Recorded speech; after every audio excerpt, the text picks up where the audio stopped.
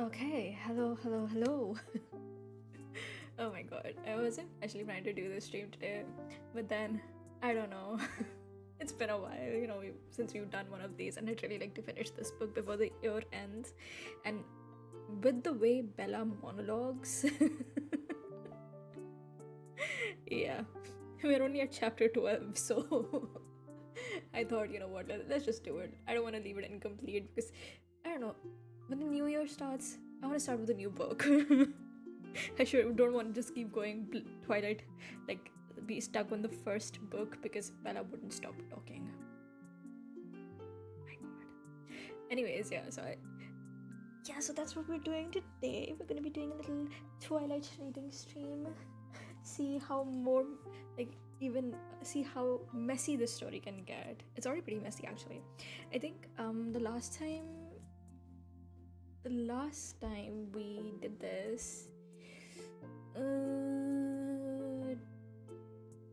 Bella knew what Edward was, and Edward knew that Bella knew what he was. Yeah, and they start dating. I'm not sure if we've had that part where she meets his family, but I do know that they do start dating. And I think Billy comes by to warn her, like, "Are you sure you want to do this?" sort of a way. But yeah, let's get into it. We have limited time, so let's not waste it. Okay, hold on.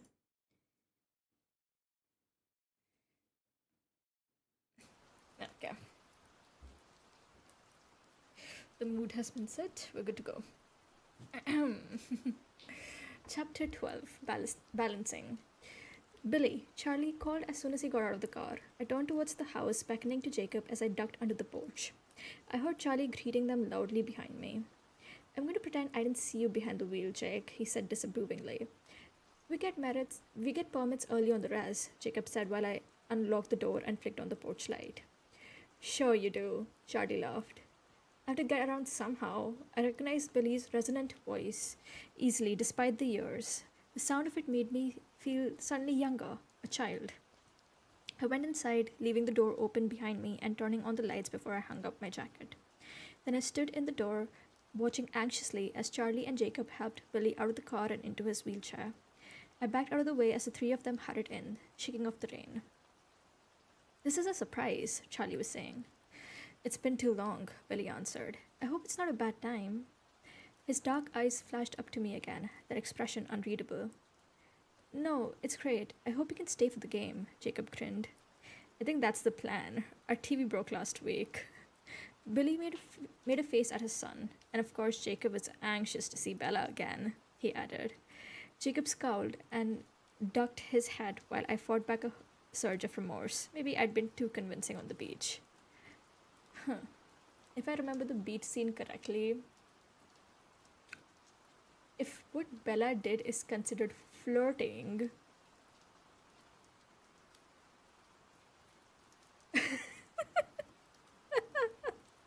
either Jacob is way too easy or I just have a very different definition of what flirting means.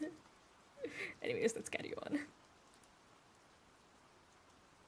"Are you hungry?" I asked, turning towards the kitchen. I was eager to escape Billy's searching gaze. "No, we just ate before we came," Jacob answered. "How about you, Charlie?" I called over my shoulder as I fled around the corner. "Sure," he replied, his voice moving in the direction of the front room and the TV. I could hear Billy's chair follow. The grilled cheese sandwiches were in the frying pan, and I was slicing up a tomato when I sensed someone behind me. "So, how are things?" Jacob asked. "Pretty good," I smiled. His enthusiasm was hard to resist. "How about you? Did you finish your car?" "No," he frowned. "I still need parts. We borrowed that one." He pointed with his thumb in the direction of the front yard. "Sorry, I haven't seen any. What was it we were looking for?" "Master cylinder," he grinned. "Is something wrong with the truck?" he added suddenly. "No?" "Oh. I just wondered because you weren't driving it." I stared down at the pan, pulling up the edge of a sandwich to check the bottom side. "I got a ride with a friend." "Nice ride." Jacob's voice was admiring. I didn't recognize the driver though. I thought I knew most of the kids around here. I nodded non-committedly, keeping my eyes down as I flipped sandwiches. My dad seemed to know him from somewhere. Jacob, could you hand me some plates? They're in the cupboard over the sink. Sure. He got the plates in silence. I hoped he would let it drop now. So, who was it? He asked, setting two plates on the counter next to me. I sighed in defeat. Edward Cullen. To my surprise, he laughed. I glanced up at him. He looked a little embarrassed. Guess that explains it then, he said. I wondered why my dad was acting so strange. That's right. I faked an innocent expression. He doesn't like the Cullens. Superstitious old man, Jacob muttered under his breath. Sometimes you shouldn't ignore superstition. Like, some superstitions are stupid, like, oh, black cats are evil. I could say the same for human beings. But anyways, others I would ignore. Like, if I'm walking down a street at night and there's no one around and I hear somebody call my name, I'm not going to turn around. I'm going to walk faster. Because I know it's a ghost. I know better. Anyways, you didn't think he'd say anything to Charlie? I couldn't help asking, the words coming out in a low rush. Jacob stared at me for a moment, and I couldn't read the expression in his dark eyes. I doubt it, he finally answered. I think Charlie chewed him out pretty good last time. They haven't spoken much since. Tonight is sort of a reunion, I think. I don't think he'd bring it up again. Oh, I said, trying to sound indifferent. I stayed in the front room after I carried the food out to Charlie, pretending to watch the game while Jacob chattered at me. I was really listening to the men's conversation, watching out for any sign that Billy was about to rat me out, trying to think of ways to stop him before he began. It was a long night. I had a lot of homework that was going undone, but I was afraid to leave Billy alone with Charlie. Finally, the game ended. Are you sure you and your friends aren't coming back? Are you and your friends coming back to the beach soon? Jacob asked as he pushed his father over the lip of the threshold. I'm not sure, I hedged. That was fun, Charlie, Billy said. Come up for the next game, Charlie encouraged. Sure, Billy said. We'll be here. Have a good night. His eyes shifted to mine, and his smile disappeared. You take care, Bella, he added seriously. Thanks, I muttered, looking away. I headed for the stairs while Charlie waved from the doorway. Wait, Bella, he said. I cringed. Had Billy gotten something in before I joined them in the living room, but Charlie was relaxed, still grinning from the unexpected visit. I didn't get a chance to talk to you tonight. How was your day? Good. I hesitated with one foot on the first stair, searching for details I could safely share. My badminton team won all 4 games. Wow, I didn't know you could play badminton. Well, actually I can't, but my partner is really good, I admitted. Who is it? He asked with a token of interest. Mike Newton? I told him reluctantly. Oh yeah, you said you were friends with the Newton kid, he perked up. Nice family, he mused for a minute. Why didn't you ask him to the dance this weekend? Dad, I groaned. He's kind of dating my friend Jessica, besides, I can't dance. Huh. This is so surreal because, in my house, I can't even talk about having guy friends. At least when I was younger, couldn't even talk about having guy friends without my mom going oh, your friend? What does this friend of yours do? And I'm just he goes to school like I do. Oh god, Indian parents are so suspicious, honestly. If the male pronoun even leaves your lips, they're just oh, what does he do? What do his parents do? Where are they from? How much does his dad earn? And it's just why are you interrogating me? I just said that guy just left the store. I don't know who he is. Yeah. And here these people are talking about dating and going to dances with men. Cannot relate at all. Anyways. Oh yeah, he muttered. Then he smiled at me apologetically. So I guess it's good you'll be gone Saturday. I made plans to go fishing with the guys from the station. The weather's supposed to be real warm. But if you wanted to put your trip off till someone could go with you, I'd stay home. I know I leave you here alone too much. Dad, you're doing a great job. I smiled, hoping my relief didn't show. Never minded being alone. I'm too much like you. I winked at him, and he smiled his crinkly-eyed smile. I slept better that night, too tired to dream again. When I woke to the pearl grey morning, my mood was blissful. Dan's evening with Billy and Jacob seemed harmless enough now. I decided to forget it completely. I caught myself whistling while I was pulling the front part of my hair back into a what? Okay, never mind. We're just gonna skip over that. And later again, as I skipped down the stairs, Charlie noticed. You're cheerful this morning, he commented over breakfast. I shrugged. It's Friday. I hurried so I would be ready to go to the second Charlie left. I had my bag ready, shoes on, teeth brushed, but even though I rushed to the door as soon as I was sure Charlie would be out of sight, Edward was faster. He was waiting in his shiny car, windows down, engine off. I didn't hesitate this time, climbing in the passenger side quickly, the sooner to see his face. He grinned his crooked smile at me, stopping my breath and my heart. I couldn't imagine how an angel could be any more glorious. Good God, we're doing this again. You know, when I wasn't doing these streams, the one thing I didn't miss? The constant comparison of Edward to an angel. We get it, he's pretty. Enough. It's like Stephanie was like writing when she finished writing, she went through the whole thing and she was like, I'm not sure if people know that Edward is beautiful. Maybe I should add a little more description about his looks throughout every chapter to really drive home that point. And every description is just, he's an angel, so angelic, angelic, angelic, angel. And it's like, oh my god. Why make him a vampire? Should have just made him an angel. I don't even know, man. There was nothing about him that could be improved upon. How did you sleep? He asked. I wondered if he had any idea how appealing his voice was. Fine. How was your night? Pleasant. His smile was amused. I felt like I was missing an inside joke. Can I ask what you did? I asked. No, he grinned. Today is still mine. He wanted to know about people today, more about Renee, her hobbies, what we'd done in our free time together, and then the one grandmother I'd known, my few school friends, embarrassing me when he asked. The hell?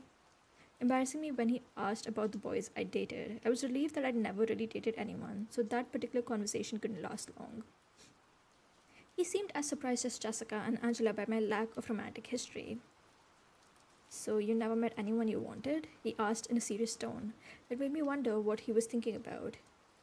I was grudgingly honest. Not in Phoenix. His lips pressed together into a hard line. We were in the cafeteria at this point. The day had sped by in a blur that was rapidly becoming routine. I took advantage of this brief pause to take a bite of my bagel. I should have let you drive yourself today, he announced, apropos of nothing while I chewed. Why? I demanded. I'm leaving with Alice after lunch. Oh, I blinked, bewildered and disappointed. That's okay, it's not that far of a walk. He frowned at me impatiently. I'm not going to make you walk home. We'll go get your truck and leave it here for you. I don't have my key with me, I sighed. I really don't mind walking. What I minded was losing my time with him. He shook his head. Your truck will be here and the key will be in the ignition, unless you're afraid someone might steal it. He laughed at the thought. All right, I agreed, pursing my lips. I was pretty sure my key was in the pocket of a pair of jeans I wore Wednesday, under a pile of clothes in the laundry. Even if he broke into my house or whatever he was planning, he'd never find it. He seemed to feel the challenge in my consent. He smirked, overconfident. So, where are you going? I asked as casually as I could. Hunting, he answered grimly. If I'm going to be alone with you tomorrow, I'm going to take whatever precaution I can. His face grew morose and pleading. You can always cancel, you know. I looked down, afraid of the persuasive power of his eyes. I refused to be convinced to fear him, no matter how real the danger might be. It doesn't matter, I repeated in my head. You know,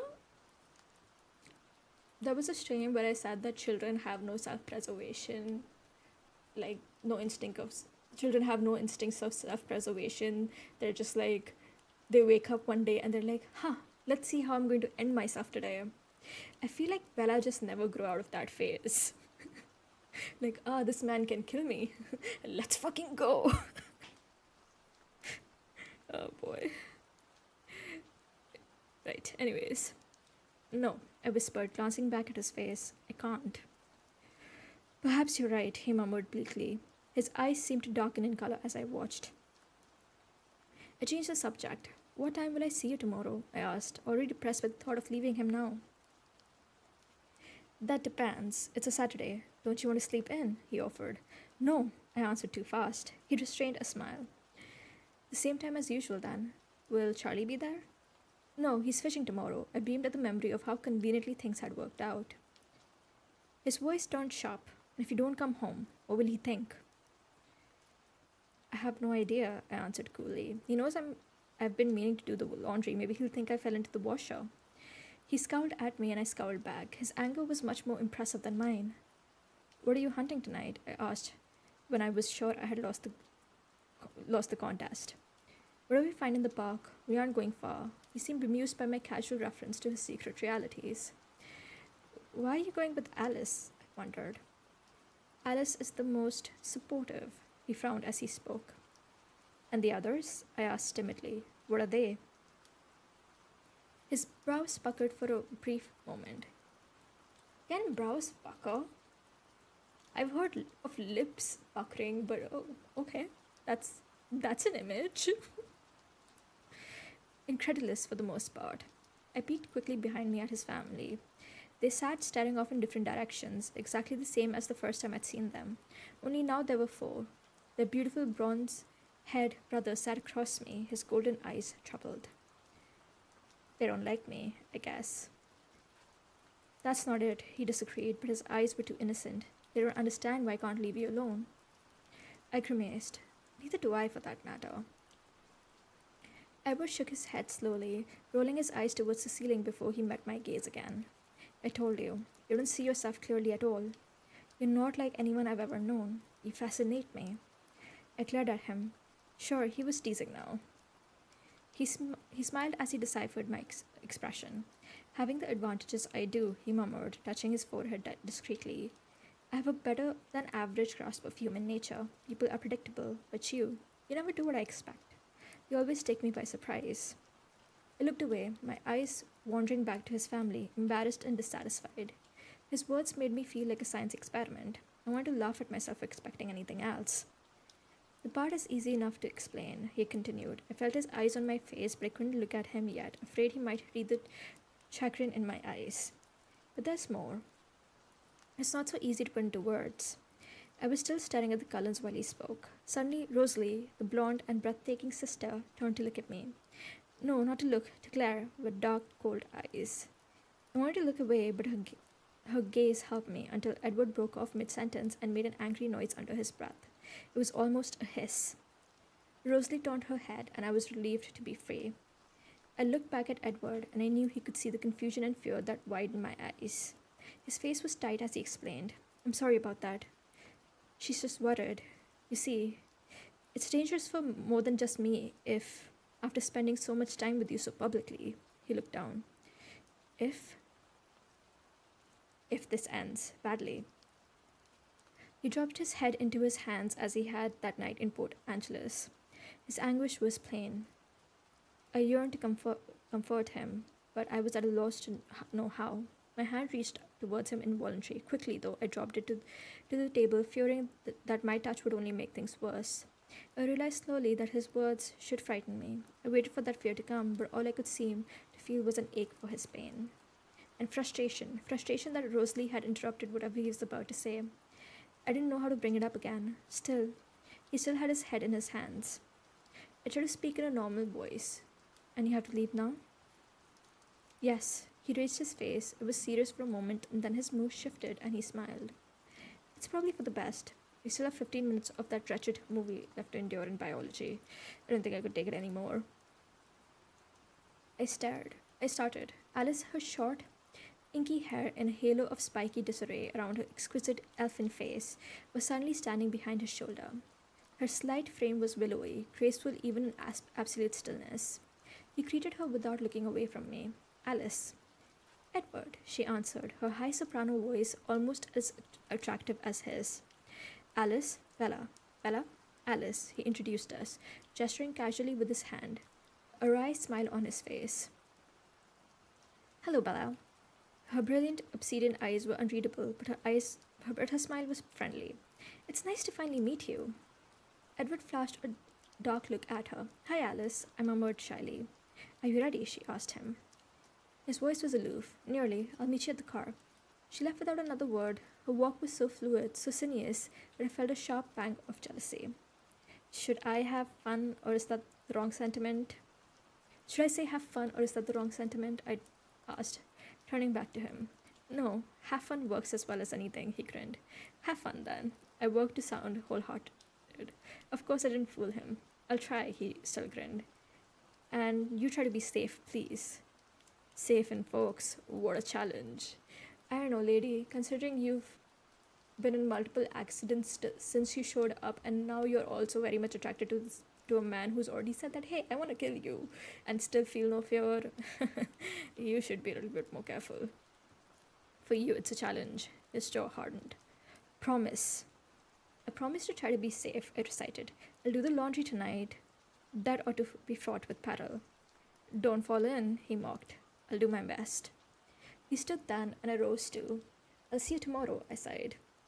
It seems like a long time to you, doesn't it? He mused. I nodded glumly. I'll be there in the morning, he promised, smiling his crooked smile. He reached across the table to touch my face, slightly brushing along my cheekbone again. Then he turned and walked away. I stared after him until he was gone. I was sorely tempted to diss the rest of the day, at the very least Jim, but a warning instinct stopped me. I knew if I disappeared now, Mike and the others would assume I was with Edward, and Edward was worried about the time we'd spent together publicly, if things went wrong. I refused to dwell on the last thought, concentrating instead on making things safer for him. I intuitively knew, and sensed he did too, that tomorrow would be pivotal. A relationship couldn't continue to balance, as it did, on the point of a knife. We would fall off one edge or the other, depending entirely upon his decision or his instincts. My decision was made before I'd ever consciously chosen.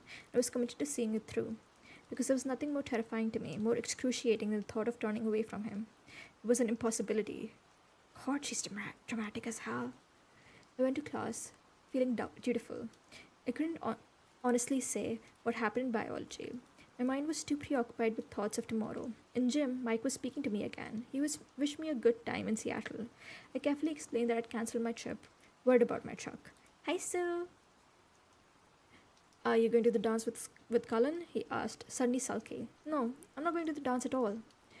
Oh, what are you doing then? He asked, too interested. My natural urge was to tell him to butt out. Instead, I lied brightly.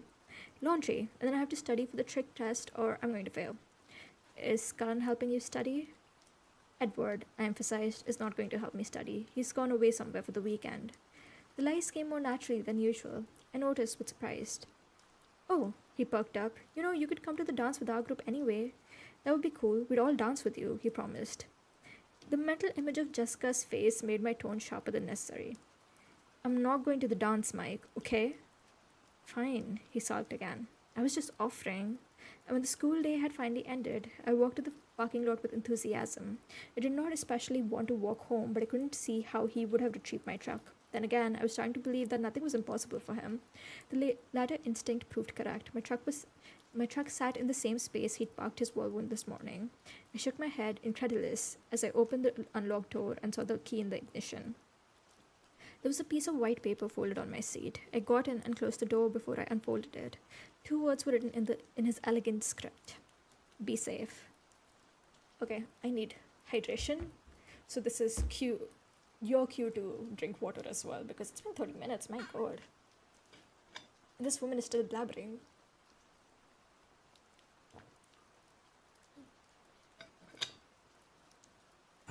Better. It's been 30 minutes and we're still at this one chapter, my god. Oh boy. I do need... Why do I have a feeling you've not had enough water today?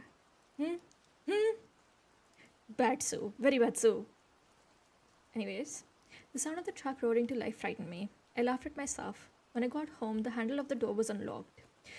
The handle of the door was locked, the deadbolt unlocked, just as I'd left it this morning. Inside, I went straight to the laundry room. It looked just the same as I'd left it to. I dug for my jeans, and after finding them, checked the pockets. Empty. Maybe I'd hung my key up after all, I thought, shaking my head. Following the same instinct that had prompted me to lie to Mike, I called Jessica on the pretense of wishing her luck at the dance. When she offered the same wish for my day with Edward, I told her about the cancellation. She was more disappointed than really necessary for the third party observer to be. I said goodbye quickly after that. Charlie was absent minded at dinner, worried about something at work, I guessed, or maybe a basketball game. Maybe he was just really enjoying the lasagna. It was hard to tell with Charlie. You know, Dad, I began breaking into his reverie. What's that, Belle? I think you're right about Seattle. I think I'll wait until Jessica or someone else can go with me. Oh, he said, surprised.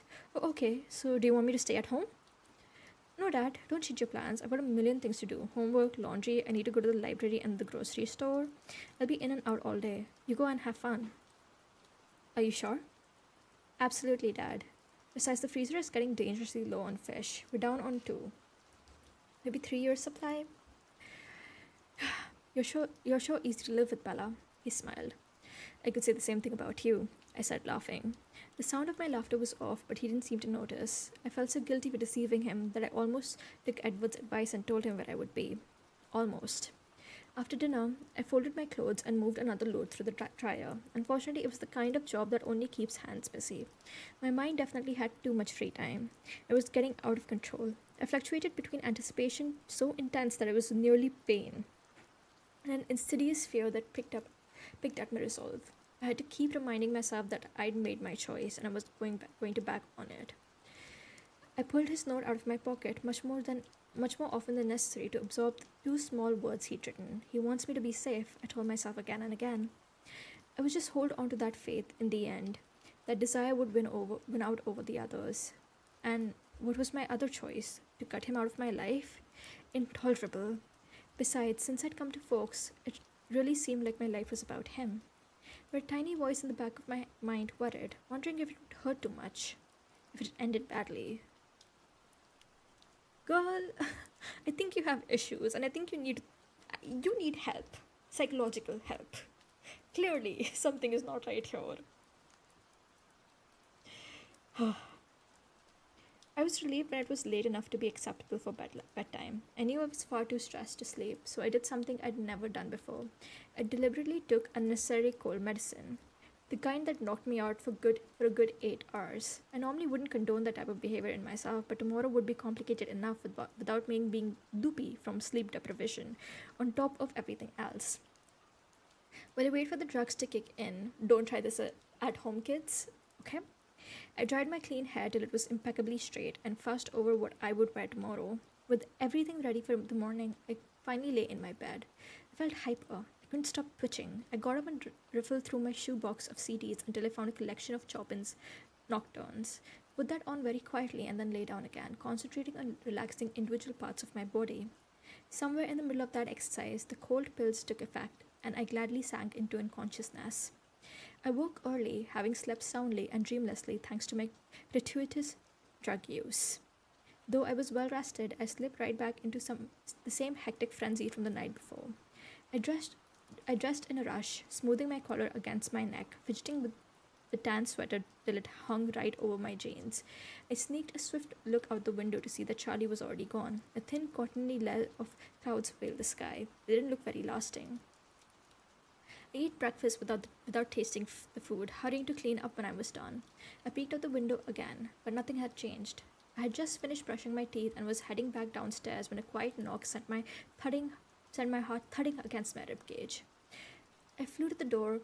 I had a little bit of trouble with the simple deadbolt, but I yanked the door open at last, and there he was. All the agitation dissolved as soon as I looked at his face, calm taking its place. I breathed a sigh of relief. Yesterday's fear seemed very foolish with him here. He wasn't smiling at first. His face was somber. Then his expression lightened as he looked me over, and he laughed. "Good morning," he chuckled. "What's wrong?" I glanced down to make sure I hadn't forgotten anything important like shoes or pants. "We match," he laughed again. I realized he had a long, light tan sweater on with a white collar showing underneath and blue jeans. I laughed with him, hiding a secret twinge of regret. Why did he have to look like a runway model when I couldn't? I locked the door behind me while he walked to the truck. He waited by the passenger door with a martyred expression that was easy to understand. We made a deal, I reminded him smugly, climbing into the driver's seat and reaching over to unlock his door. Where to? I asked. Put your seatbelt on, I'm nervous already. I gave him a dirty look as I complied. Where to? I repeated with a sigh. Take the 101 north, he ordered. It was surprisingly difficult to concentrate on the road while feeling his gaze on my face. I compensated by driving more carefully than usual through the still sleeping town. Are you planning to make it out of Forks before nightfall? This truck is old enough to be your car's grandfather. Have some respect, I retorted. We were soon out of the town limits, despite his negativity. Thick underbush and trunked, green swath trunks replaced the lawns and houses. Turn right on the 110, he instructed. Just as I was about to ask, I obeyed silently. What kind of instructions are these? My god. I could hear a smile in his eyes, but I was too afraid of driving off the road and proving him right to look over and be sure. And what's there at the pavement's end? I wondered. A trail. We're hiking? Thank goodness I'd worn tennis shoes. Is that a problem? He sounded as if he'd expected as much. No, I tried to make the like sound confident, but thought my if he thought my truck was slow, don't worry, it's only 5 miles or so, and we're in no hurry. 5 miles. I didn't answer so that he couldn't hear my voice crack in panic. 5 miles of treacherous roots and loose stones trying to twist my ankles or otherwise incapacitate me. This was going to be humiliating. We drove in silence for a while as I contemplated the coming horror. What are you thinking? He asked impatiently after a few moments. I lied again. Just wondering where we're going. It's a place I like to go to when the weather is nice. We both glanced out the windows at the thinning clouds after he spoke. Charlie said it would be warm today. And did you tell Charlie what you were up to? Nope. But Jessica seems to think that we are going to Seattle together. He seemed cheered by the idea. No, I told her you cancelled on me, which is true. No one knows you're with me? Angrily now. That depends. I assume you told Alice? That's very helpful, Bella, he snapped. I pretended I didn't hear that. Are you so depressed by folks that it's made you suicidal? Demanded when I ignored him. You said it might cause trouble for you, us being together publicly, I reminded him. So you're worried about the trouble it might cause me if you don't come home? His voice was still angry and bitingly sarcastic. I nodded, keeping my eyes on the road. He muttered something under his breath, speaking so quickly that I couldn't understand. He was silent for the rest of the drive. I could feel the waves of infuriated disapproval rolling off of him, and I could think of nothing to say. And when the road ended, constricting to a thin foot trail with a small wooden marker, I parked on the narrow shoulder and stepped out, afraid because he was angry with me and I didn't have driving as an excuse not to look at him. It was warm now, warmer than it had been in Forks since the day I'd arrived, almost muggy under the clouds. I pulled off my sweater and knotted it around my waist, glad that I'd worn the light, sleeveless shirt, especially if I had 5 miles of hiking ahead of me. I heard his door slam and looked over to see he'd removed his sweater too. He was facing away from me into the unbroken forest beside my truck. This way, he said, glancing over his shoulder at me, his eyes still annoyed. He stared into the dark forest. The trail? Panic was clear in my voice as I hurried around the truck to catch up to him. I said there was a trail at the end of the road. Not that we were taking it. No trail? I asked desperately. I won't let you get lost, he turned then, with a mocking smile, and I stifled a gasp. His white shirt was sleeveless, and he wore it unbuttoned so that the smooth white skin of his throat flowed uninterrupted over the marble contours of his chest. My god. Oh god, what is this description? His perfect musculature no longer merely hinted at behind the concealing clothes. He was too perfect, I realized with a piercing stab of despair. There was no way this godlike creature could be meant for me. He stared at me, bewildered at my tortured expression. Do you want to go home? He asked quietly. What?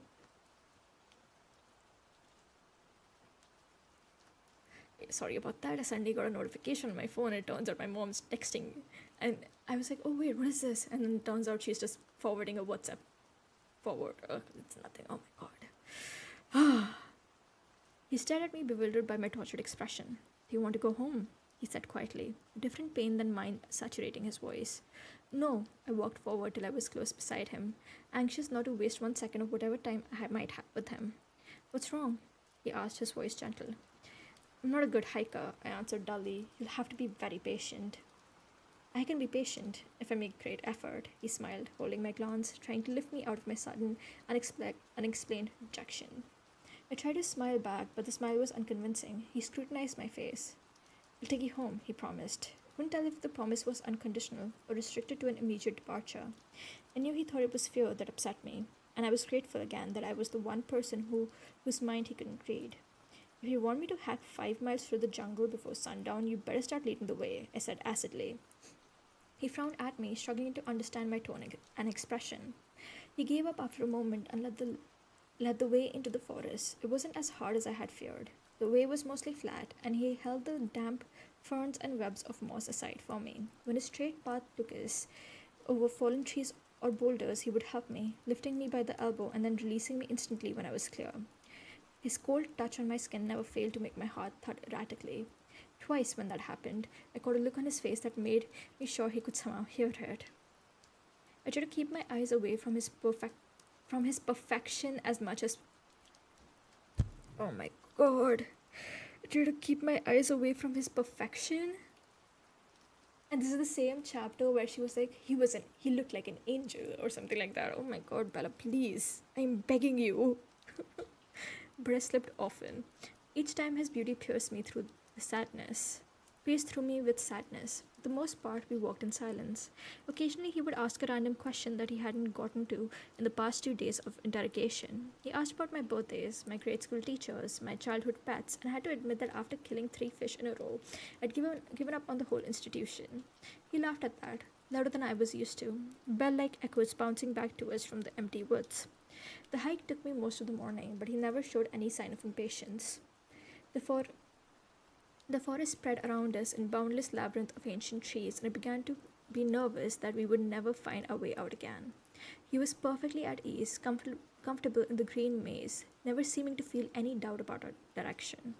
After several hours, the light that filtered through the canopy transformed, the murky olive tone shifting to a brighter jade.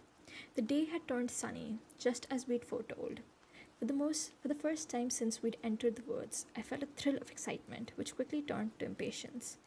Are we there yet? I teased, pretending to scowl. Nearly. He smiled at the change in my mood. Do you see the brightness ahead?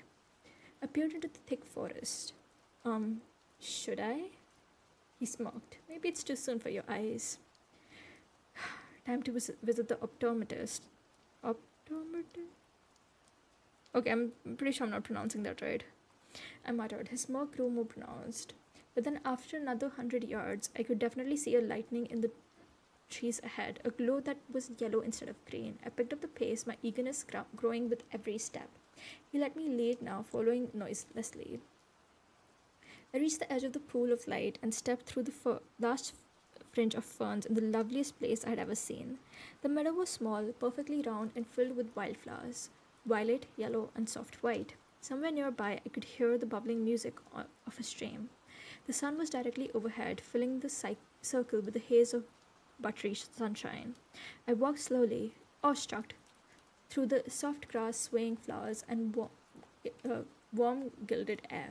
I halfway turned, wanted to share this with him, but he wasn't behind me where I thought he'd be. I spun around, searching for him with a sudden alarm. Finally, I spotted him, still under the dense shade of the canopy at the edge of the hollow, watching me with cautious eyes. Only then did I remember the beauty of the meadow had driven from my mind the enigma of Edward and the sun, which he'd promised to illustrate for me today. I took a step back toward him, my eyes alight with curiosity. His eyes were wary and reluctant. I smiled encouragingly and beckoned to him with my hand, taking another step back to him. He held up a hand in warning, and I hesitated, rocking back onto my heels. Edward took a deep breath, and then he stepped out into the glow of the midday sun. Oh my god. Okay, let's just move on. I think I've shared my thoughts enough. Chapter 13, Confessions. Edward in the sunlight was shocking. I couldn't get used to it, though I'd been staring at him all afternoon. His skin, white despite the faint flush from yesterday's hunting trip, literally sparkled like thousands of tiny diamonds were embedded in the surface. He lay perfectly still in the grass, his shirt open over his sculpted, incandescent chest, his arms bare. My god, what? Why does she keep I know that like vampire is supposed to be extremely beautiful, but the more she compares him to like a statue, the harder it is for me to imagine a person and not just like one of those statues in the museum, like those Greek statues in the museum. And that just makes the whole image so awkward. I was right. His glistening pale lavender lids were shut, though of course he didn't sleep. A perfect statue carved in some unknown stone, smooth like marble, glittering like crystal. Now and then his lips would move so fast it would look like they were trembling. But then I asked. Told me he was singing to himself. It was too low for me to hear. Okay. I enjoyed the sun too, though the air wasn't quite dry enough for my taste. I would have liked to lie back as he did and let the sun warm my face, but I stayed curled up and my chin resting on my knees, unwilling to take my eyes off him. The wind was gentle. It tangled my hair and ruffled the grass that swayed around his motionless form. The meadow, so spectacular to me at first, paled next to his magnificence. Hesitantly, always afraid, even now, that he would disappear like a mirage, too beautiful to be real. Hesitantly, I reached out one finger and stroked the back of his shimmering hand where it lay within my reach. I marveled again at the perfect texture, satin smooth, cool as stone. When I looked up again, his eyes were open, watching me. Butterscotch today, lighter, warmer after hunting. His quick smile turned up the corners of his flawless lips. So his lips are flawless too? Okay. I don't scare you, he asked playfully, but I could hear the real curiosity in his soft voice. No more than usual. He smiled wider. His teeth flashed in the sun. I inched closer, stretched out my whole hand now to trace the contours of his forearm with my fingertips. I saw that my fingers trembled, and I knew it wouldn't escape his notice. Do you mind? I asked, for he had closed his eyes again. No, he said, without opening his eyes. You can't imagine how that feels, he sighed. I lightly trailed my hand over the perfect muscle of his arm. Oh. I should get used to it. I should. But God, every time she's like, perfect hair, perfect eyes, perfect fart. And I'm just like, can you chill? I lightly trailed my hand over the perfect muscles of his arm, followed the faint pattern of bluish veins inside the crease of his elbow. With my other hand, I reached up to turn his hand over. Realizing what I wished, he flipped his palm up in one of those blindingly fast, disconcerting movements of his. It startled me. My fingers froze on his arms for a brief second. Sorry, he murmured. I looked up in time to see his golden eyes close again. It's too easy to be myself with you. I lifted his hand, turning it this way and that as I watched the sun glitter on his palm. I held it closer to my face, trying to see the hidden facets of his skin. Tell me what you're thinking, he whispered. I looked to see his eyes watching me suddenly and intently. It's still so strange for me, not knowing. You know, the rest of us feel that way all the time. It's a hard life. Did I imagine the hint of regret in his tone that you didn't tell me? I was thinking I could know what you were thinking, I hesitated. And I was wishing that I could believe that you were real. And I was wishing that I wasn't afraid. I don't want you to be afraid. His voice was just a soft murmur. I heard what he couldn't truthfully say, that I didn't need to be afraid, that there was nothing to fear. Well, that's not exactly the fear I meant, though that's certainly something to think about. So quickly that I missed his movement, he was half sitting, propped up on his right arm, his left palm still in my hands. His angel's face was only a few inches from mine. Should have flinched away from its unexpected closeness, but I was unable to move. His golden eyes mesmerized me. What are you afraid of then? He smiled intently, and I couldn't answer. As I had just once before, I smelled his cool breath in my face. Sweet, delicious, the scent made my mouth water. It was unlike anything else. Instinctively, unthinkingly, I leaned closer inhaling, and he was gone. His hand dripped from mine. In the time it took my eyes to focus, he was 20 feet away, standing at the edge of the small meadow in the deep shade of a huge fir tree. He stared at me, his eyes dark in the shadows, his expression unreadable. I could feel the hurt and shock on my face. My empty hands stung. I'm sorry, Edward, I whispered. I knew he could hear. Give me a moment, he called, just loud enough for my still less sensitive ears. I sat very still. After 10 seconds, 10 incredibly long seconds, he walked back slowly for him. He stopped, still several feet away, and sank gracefully to the ground, crossing his legs. His eyes never left mine. He took 2 deep breaths and then he smiled in apology. I'm so very sorry, he hesitated. Would you understand what I meant if I said I was only human? I nodded once, not quite able to smile at his joke. Adrenaline pulsed through my veins as the realization of danger slowly sank in. He could smell that from where he sat. His smile turned mocking. I'm the world's best predator, aren't I? Everything about me invites you in. My voice, my face, even my smell. As if I need any of that. Oh god, he's being dramatic. I always found this scene to be so stupid in the movie. Because it's like, dude, calm down. Like, dude, chill. So when I actually read it, I'm just like, oh my god, here we go again. Unexpectedly, he was on his feet, bounding away instantly out of sight, only to appear beneath the same tree as before, having circled the meadow in half a second. As if you could outrun me, he laughed bitterly. He reached up with one hand and with a deafening crack effortlessly ripped a 2 foot thick branch from the trunk of the spruce. He balanced it in that hand for a moment and then threw it with blinding speed, shattering it against another huge tree, which shook and trembled at the blow. And he was in front of me again, standing 2 feet away, still as stone. As if he could fight me off, he said gently. I sat without moving, more frightened of him than I had ever been. I'd never seen him so completely freed of the carefully cultivated facade. He'd never been less human or more beautiful. Face ashen, eyes wide, I sat like a bird locked in the eyes of a snake. His lovely eyes seemed to glow with rash excitement. Then, as the seconds passed away, they dimmed. His expression slowly folded into a mask of ancient sadness.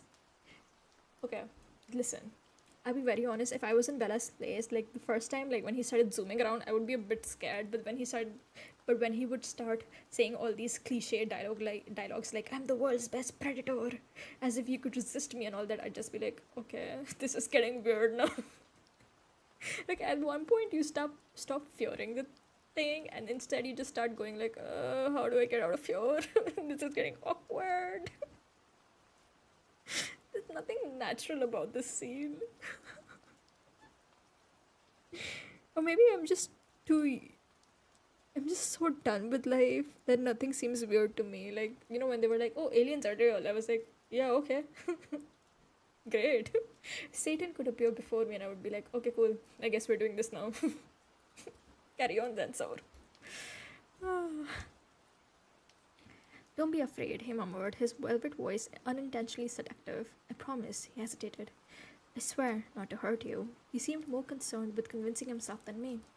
Don't be afraid, he whispered again as he stepped closer with exaggerated slowness. He sat silently, with deliberately unhurried movements, till our faces were on the same level, just a foot apart. Please forgive me, he said firmly. I can control myself. He caught me off guard, but I'm on my best behavior now. He waited, but I still couldn't speak. I'm not thirsty today, honestly, he winked. At that, I had to laugh, though the sound was shaky and breathless. Are you all right? He asked tenderly, reaching out slowly, carefully, to place his marble hand back in mine. I looked at his smooth, cold hand and then at his eyes. They were soft and repentant. I looked back at his hand and then deliberately turned to tracing the lines in his hand with my fingertip. I looked up and smiled timidly. His answering smile was dazzling. So where were we before I behaved so rudely? He asked in the gentle cadences of an earlier century. I honestly can't remember. He smiled, but his face was ashamed. I think you were talking about why you were afraid, besides the obvious reason. Oh, right. Well, I looked down at his hand and doodled aimlessly across his smooth, What? Iridescent. How? He's a human being. The seconds tickled by. How easily frustrated I am, he sighed. I looked into his eyes abruptly, grasping that this was every bit as new to him as it was to me. As many years of unfathomable experience as he had, this was hard for him too. It took courage from that thought. I was afraid because, for, well, obvious reasons, I can't stay with you, and I'm afraid that I'd like to stay with you much more than I should. He looked down at his hands as I spoke. It was difficult for me to say this aloud. Yes, he agreed slowly. That is something to be afraid of, indeed. Wanting to be with me. That's really not in your best interest. I frowned. I should have left long ago, he sighed. I should leave now. But I don't know if I can. I don't want you to leave, I mumbled pathetically, staring down again, which is exactly why I should. But don't worry, I'm essentially a selfish creature. Crave your company too much to do what I should. I'm glad. Don't be. He withdrew his hand more gently this time. His voice was harsher than usual. Harsh for him, still more beautiful than any human voice. It was hard to keep up. His sudden mood changes left me always a step behind, dazed. It's not only your company I crave. Never forget that. Never forget I am more dangerous to you than I am to anyone else. He stopped, and I looked to see him gazing unseeingly into the forest. I thought for a moment. I don't think I understand exactly what you mean, but that last part, anyway. He looked back at me and smiled, his mood shifting yet again. How do I explain? He mused. And without frightening you again. Without seeming to think about it, he placed his hand back in mine. I held it tightly in both of mine. He looked at our hands. That's amazingly pleasant. The warmth, he sighed. A moment passed as he assembled his thoughts. You know how people enjoy different flavors of ice cream? He began. Some people love chocolate ice cream, others prefer strawberry. I nodded. Sorry about the food analogy. I couldn't think of another way to explain. I smiled. He smiled ruefully back. You see, every person smells different, has a different essence. If you locked an alcoholic in a room full of stale beer, he'd gladly drink it. But he could resist it if he wished to. If he were recovering if you were a recovering alcoholic, now let's say you placed in that room a glass of 100-year-old brandy, the rarest, finest cognac, and filled the room with its warm aroma, how do you think he would fare then? We sat silently, looking into each other's eyes, trying to read each other's thoughts. He broke the silence first. Maybe that's not the right comparison. Maybe it would be too easy to turn down the brandy. Perhaps I should have made our alcoholic a heroin addict instead. So what you're saying is, I'm your brand of heroin, I teased, trying to lighten the mood. He smiled swiftly, seeming to appreciate my effort. Yes, you're exactly my brand of heroin. Does that happen often? I asked. He looked across the treetops, thinking through his response. I spoke to my brothers about it. He still stared into the distance. To Jasper, every one of you is much the same. He's the most recent to join our family. It's a struggle for him to abstain at all. He hasn't had time to grow sensitive to the differences in smell, in flavor. He glanced swiftly at me, his expression apologetic. Sorry, he said. I don't mind. Please don't worry about offending me or frightening me or whichever. That's the way you think. I can understand, or I can try to at least. Just explain however you want. He took a deep breath and gazed at the sky again. So Jasper wasn't sure if he'd come across someone who was as appealing as you are. He hesitated, which makes me think not. Emmett has been on the wagon longer, so to speak, and he understood what I meant. He says, twice for him, one stronger than the other. And for you? Never. The word hung there for a moment in the warm breeze. What did Emmett do?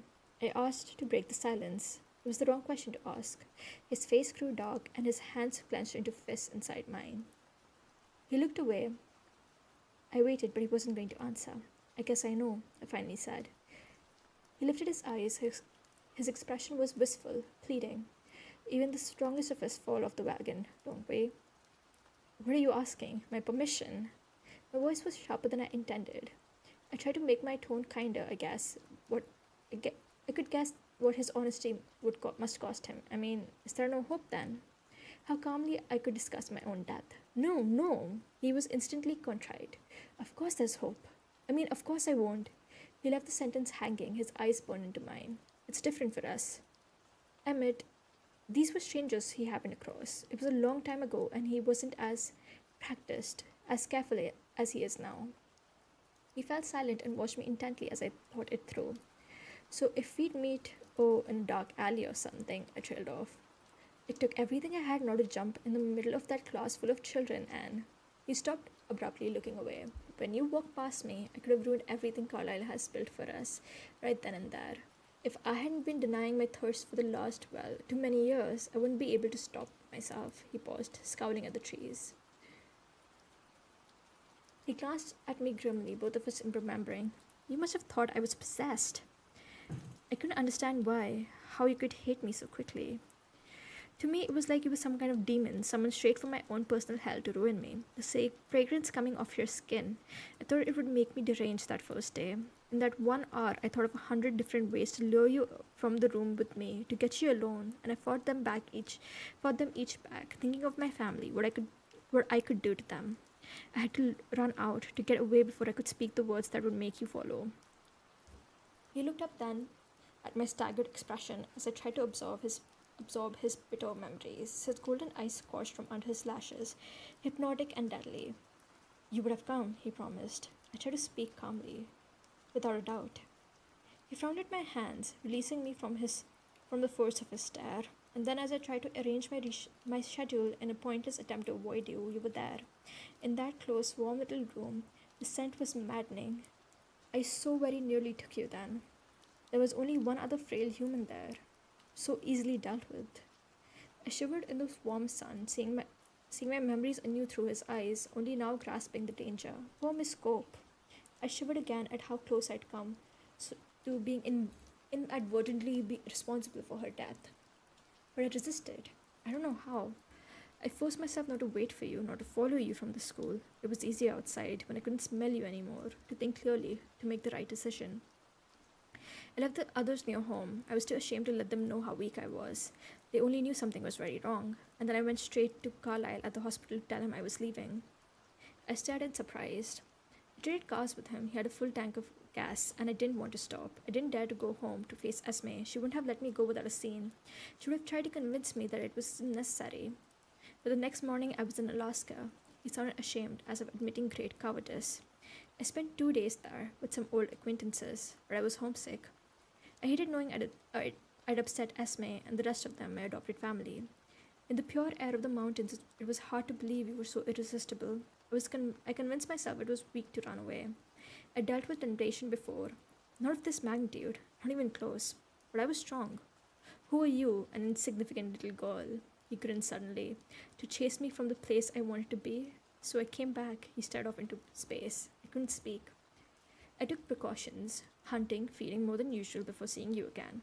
I was sure that I was strong enough to treat you like any other human. I was arrogant about it.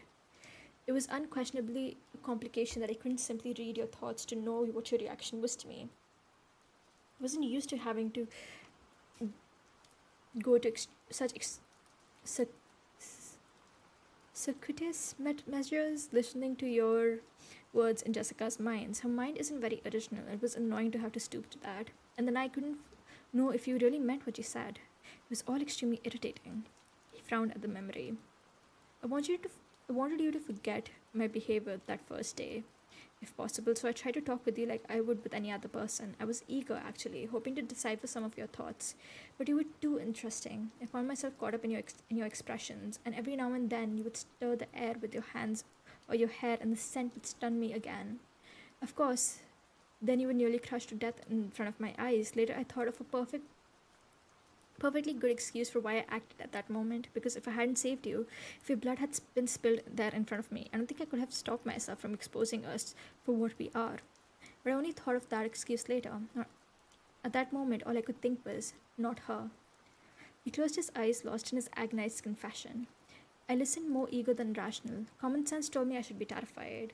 Instead, I was relieved to finally understand, and I was filled with compassion for his suffering, even now as he confessed his craving to take my life. I was finally able to speak through my voice, though my voice was faint. In the hospital, his eyes flashed up to mine. I was appalled. I couldn't believe I had put us in danger after all, put myself in your power, you of all people, as if I needed another motive to kill you.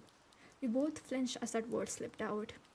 But it had the opposite effect. He continued quickly. I fought with Rosalie, Emmett, and Jasper when they suggested that now was the time, the worst we've ever had. Carlisle sided with me and Alice. He grimaced when he said her name. I couldn't imagine why. Esme told me to do whatever I had to do in order to stay. He shook his head indulgently. So was Esme like, listen, if you have to kill some bitches to stay, you kill some bitches to stay. It's fine. I'm cool with that. I encourage it even.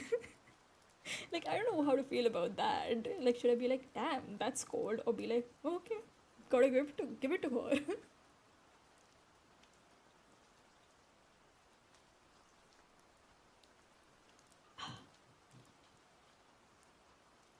All that next day, I eavesdropped on the minds of everyone you spoke to, shocked that you kept your word.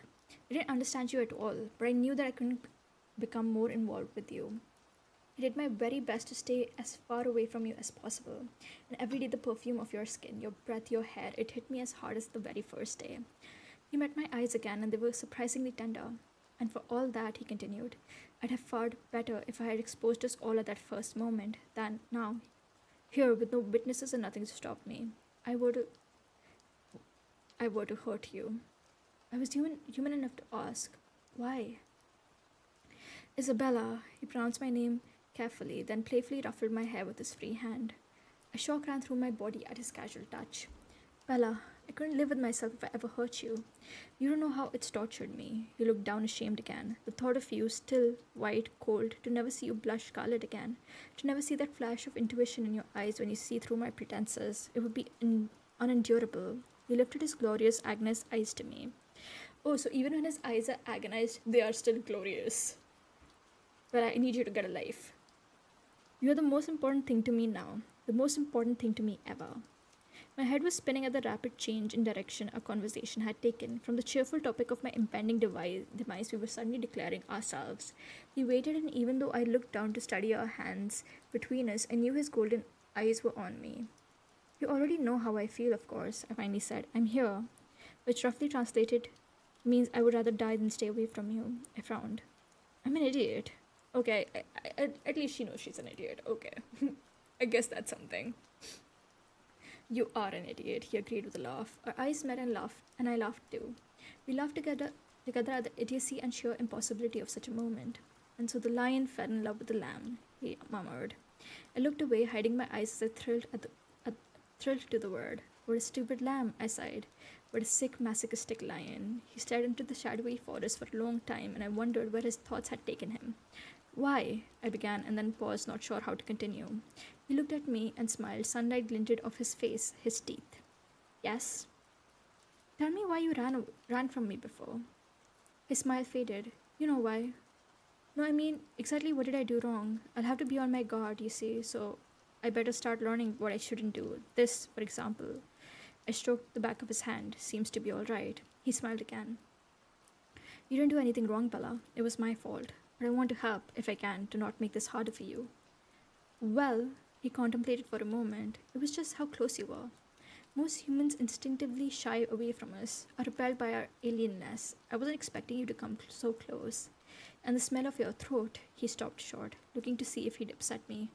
Okay then, I said flippantly, trying to alleviate the suddenly tense atmosphere. I tucked my chin. No throat exposure. It worked. He laughed. No, really, it was more surprise than anything else. He raised his free hand and placed it gently on the side of my neck. I sat very still, the chill of his touch a natural warning, a warning telling me to be terrified, but there was no feeling of fear in me. There were, however, other feelings. ... What other feelings, Bella? What other feelings? You see, he said, perfectly fine. My blood was racing, and I wish I could slow it, sensing that this must make everything so much more difficult, thudding of my pulse in my veins. Surely he could hear it. Blush on your cheeks is lovely today, he murmured. He gently freed his hand. My hands fell limply into my lap. Softly he brushed my cheek, then held my face between his marble hands. Be very still, he whispered, as if I wasn't already frozen. Slowly, never moving his eyes from mine, he leaned towards me. Then abruptly, very gently, he rested his cold cheek against the hollow base of my throat. I was quite unable to move, even if I had wanted to. I listened to the sound of his even breathing, watching the sun and wind play in his bronze hair, more human than any other part of him. With deliberate slowness, his hand slid down to the side of my neck. I shivered, and I heard him catch his breath. But his hands didn't pause as they softly moved to my shoulders, and then stopped. His face drifted to the side, his nose skimming across my collarbone. He came to rest with the side of his face pressed tenderly against my chest, listening to my heart. Ah, he sighed. I don't know how long we sat without moving. It could have been hours. Eventually, the throb of my pulse quieted, and he didn't move or speak again as he held me. I knew at that moment it could be too much, and my life could end so quickly that I might not even notice. And I couldn't make myself be afraid. I couldn't think of anything except that he was touching me. And then too soon he released me. His eyes were peaceful. It won't be so hard again, he said with satisfaction. Was that hard for you? Not nearly as bad as I imagined it would be. And you? No, it wasn't bad for me. He smiled at my inflection. You know what I meant, he smiled. Here, he took my hand and placed it against his cheek. Do you feel how warm it is? And it was almost warm, his usually icy skin. But I barely noticed for I was touching his face, something I dreamed of constantly since the first day I'd seen him. Don't move, I whispered. No one could be still like Edward. He closed his eyes and became as immobile as stone, a carving under my hand.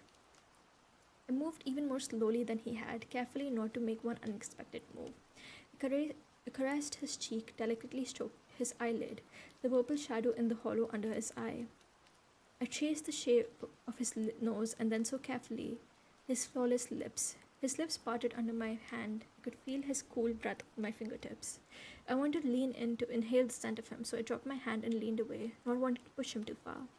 He opened his eyes and they were hungry, not in a way to make me fear, but rather to tighten the muscles in the pit of my stomach and send my pulse hammering through my veins again.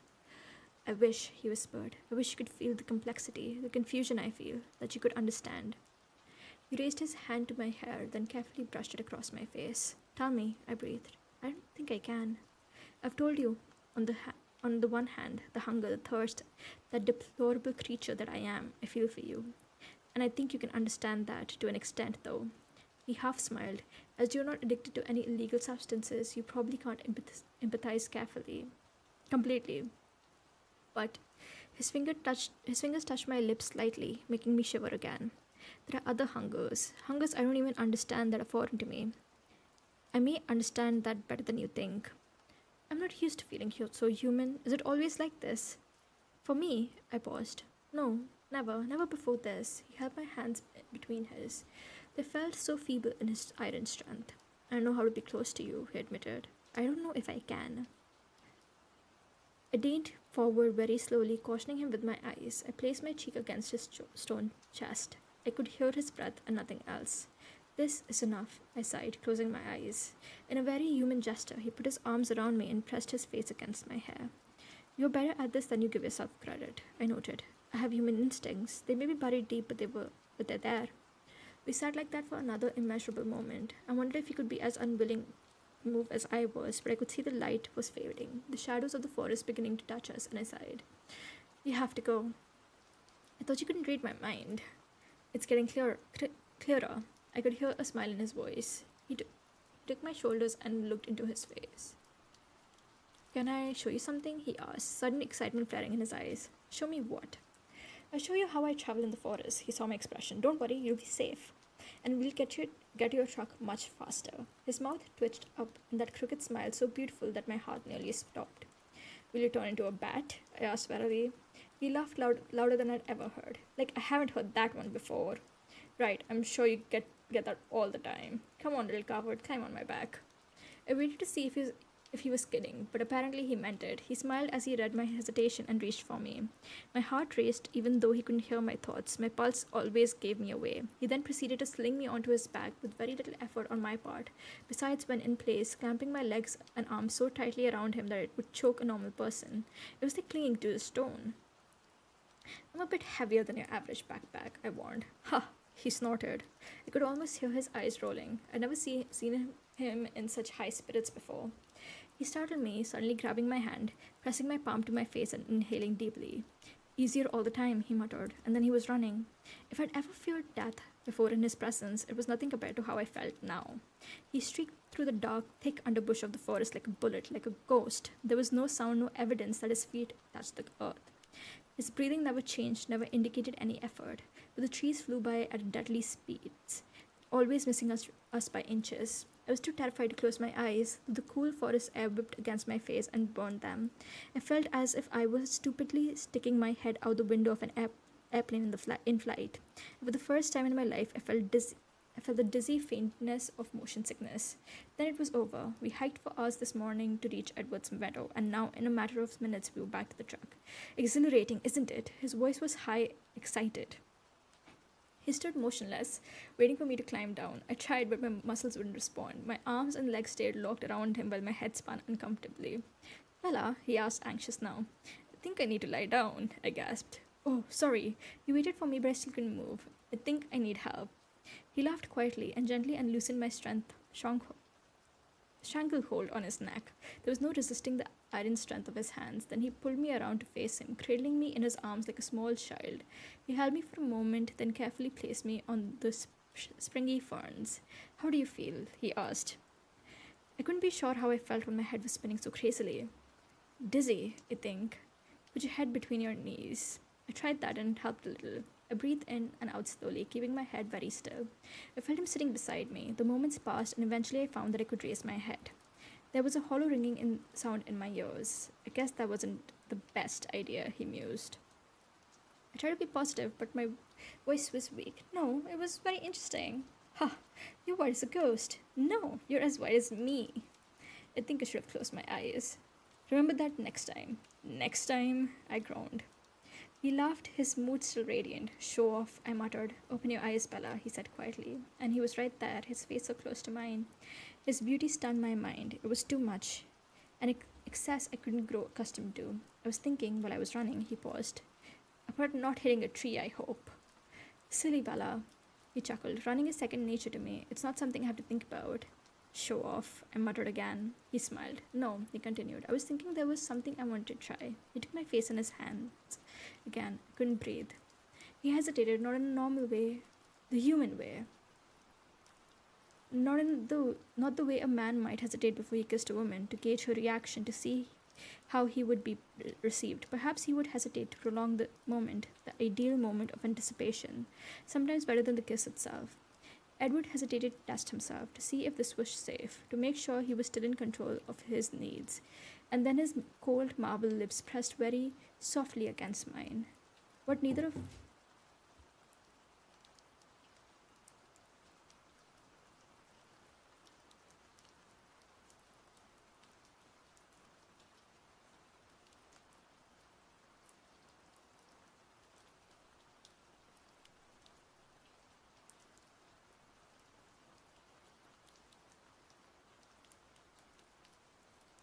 Sorry about that. My mom has made it a habit to come to my room every time she wakes up to say good morning for some reason. And I'm like, listen, why do you do this? Anyways, where was I?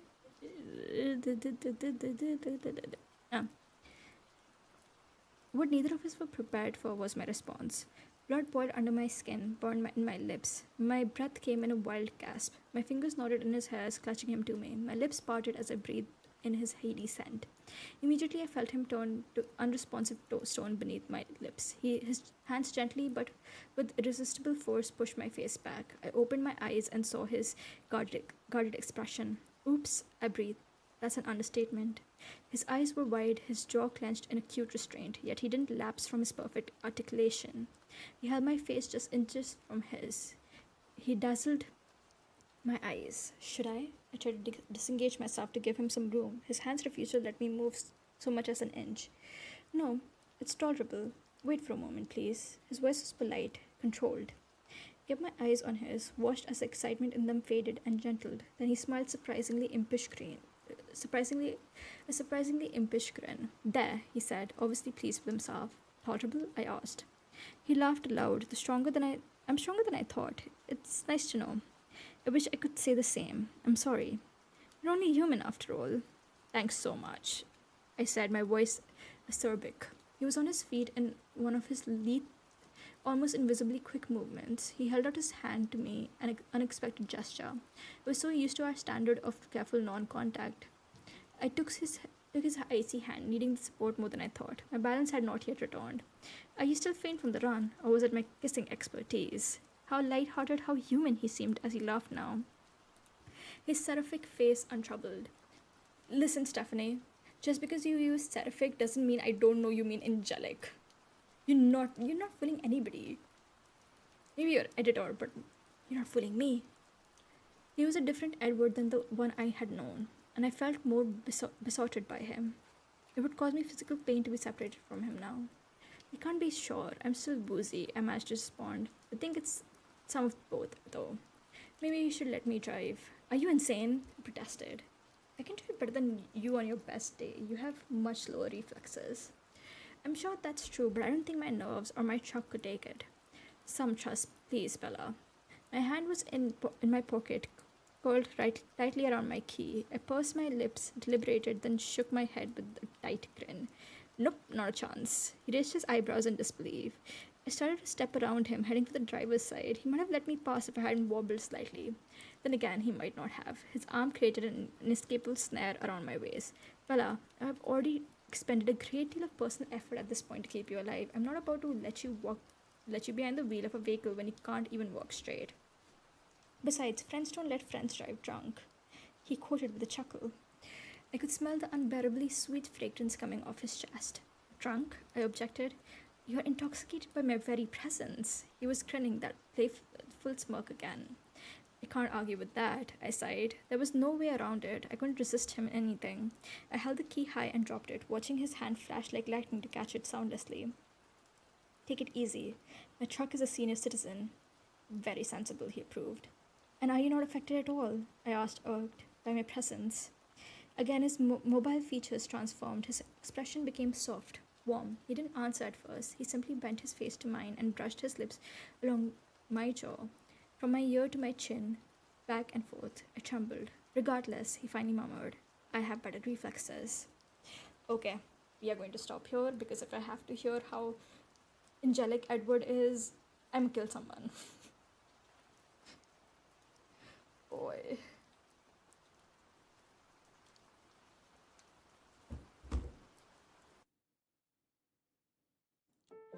Okay, that was fun. I think this is the most emotion I have seen these two express throughout this story, which is like, wait, what did I pause? Okay, for a moment I thought I muted my mic. Never mind. Yeah, anyways, as I was saying, I think this is the most expression I've seen both of them have throughout the story, especially Edward, because like obviously, you know, whenever you see any Twilight related memes, it's always about how Bella doesn't express herself, but in this book she's like sarcastic, and you know, when he jokes with her, she jokes back, she laughs. It's like, wow, she seems so human. Why couldn't they bring that into the movie? I don't know, it was weird. Then again, I guess they were just like trying to cram in as much as they could and just wrap things up. But yeah, they're so expressive in the books. But I wish somebody, anybody on the editing team, like I don't know how many editors Stephanie had for this book, but I wish somebody on that team was like, listen, Stephanie, we understand that you want to describe Edward as this perfect statue, this angelic person. But I think mentioning that he's angelic and marble-like in the first few chapters was enough to convey that. You don't have to convey it in every single chapter. I think I've read that line about Edward being angelic and taking Bella's breath away in every chapter now. It's getting a bit much now. Before it was funny, but now it's just like, shut up, just shh. Maybe I'm just old and I don't get how teenagers feel about their crushes. That could be it, but still. Oh my god, this was fun. I'm gonna try and do these more often so we can wrap up this book within this year. I mean, I don't make any promises because really I just stream depending on my mood. But yeah, anyways, I'm gonna stop here for today because I'm hungry and I have a delicious dessert waiting for me in the fridge. Not as angelic. I don't know why I said that. But yeah, it's mango. Like, it's mango related. I don't actually know what it is. I was just looking at stuff online. I was just looking at stuff like on like the food app, and I just saw it, and like so they had these two desserts, mango lemon parfait, which I had yesterday, which was amazing, and an apple cinnamon one, which was also very good. And this was like the third one. They only had 3 desserts, and I was like, might as well. I don't know what it is though. It's like a mango lime baked doi or koi or something like that. No, koi is a fish. God, I hope it's not a fish. Oh boy. Anyways, yeah, so I'm gonna go eat that now. Maybe, but also it's a tiresome description. Like, there's got to be more words to use. She did use a new word. She said seraphic. It's like she's like, maybe I've used angelic too much. Let me just quickly Google synonyms. Seraphic. Let's go with that. Oh boy. Anyways, guys, I'm gonna wrap things up here. I will see you next week because I'm gonna take Friday and Saturday to relax. Yeah, that's basically the same thing exactly. And yeah, I will see you later. There's one thing that's been bothering me for a bit, actually, and that's mostly. So I have Twitter, right? I don't post that. I don't know what to post on Twitter. Like, what do people say? Like, every time I'm on Twitter and I see anything, it's just people being reactionary and being just very angry and hateful. I don't want to do that. That's why I usually just stay away from it, because I'm just like, I don't need your bad vibes in my life, So, I don't know what to post on it. Like, I want to be active and like interact with people, but also I'm just like, interacting with people. Oh god, I'll figure it out. Maybe. I don't know. We'll see. Anyways, either a random hot take or criticizing someone's hot take, to be honest. These hot takes aren't even hot takes, they're just the world's terrible takes ever. It'll be like, hot take, but I think that people who wear glasses should be killed. And you're just like, what? What? Why? What? And then you just have a bunch of people agreeing with that. It'll just like have 100k likes, and you're just like, Like, I saw this post, like some dude took a picture of an Asian woman, a pregnant woman. Like, she wasn't even looking at the camera, so she wasn't aware, obviously. He just took a picture of it, and he's like, wow, I've never seen a pregnant Asian before. I was just like, what? Where do you think Asians come from? Like, do you think there's a tree, like an Asian tree that you plant in your backyard, and then you water it every day, and an Asian pops out of that, like like from a fruit, like momotaro? Like, what do you think? Where do you think Asians come from? And they were like 100k likes. So there are 100k people out there who don't know where Asians come from. And I just had my hand in my... Literally, I had to just put my phone away for a moment, and I had my hand in my head in my hands, and I was just like, what the fuck is going on? Like, this is such a terrible timeline. I want out of it. I am so exhausted by people. Like, you remember the good old days when someone was edgy and they were bullied for it? Bring it back.